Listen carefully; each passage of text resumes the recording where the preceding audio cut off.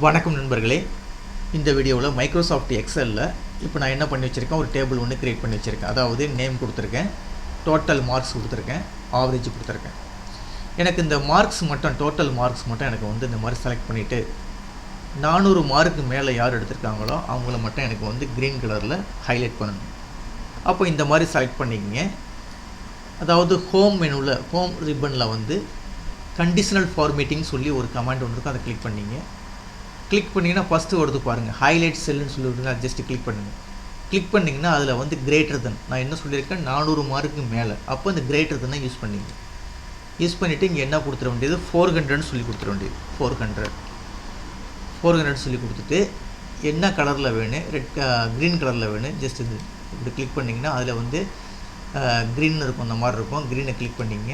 Click பண்ணிட்டு just okay கொடுத்தீங்கன்னா எனக்கு வந்து இப்போ 400 மார்க்கு மேலே யார் எடுத்துருக்காங்களோ அவங்கள மட்டும் இந்த மாதிரி ஹைலைட் பண்ணிடும். ஓகேங்களா?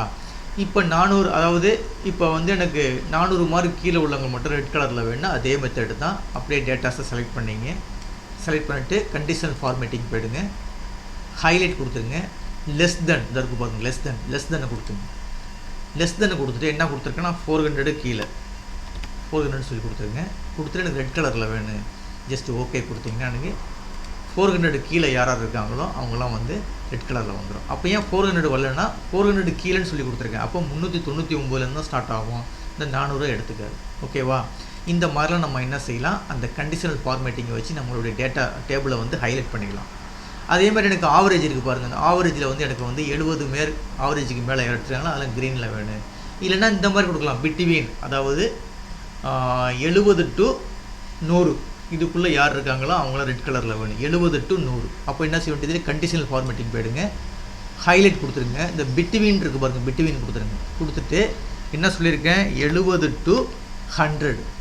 70 to 100 யார் இருக்காங்களோ பர்சன்டேஜ் அவங்கெல்லாம் வந்து எனக்கு வந்து க்ரீன் கலரில் வேணும். அப்போ க்ரீன் கொடுத்துட்டு ஓகே பண்ணிட்டேன். அப்போ பாருங்கள் 70 சேர்த்து தான் வரும். ஏன்னா 70லேருந்து சொல்லியிருக்கேன், 70லேருந்து 100 வரைக்கும். அப்போ எல்லாமே க்ரீன் கலரில் வந்துச்சு.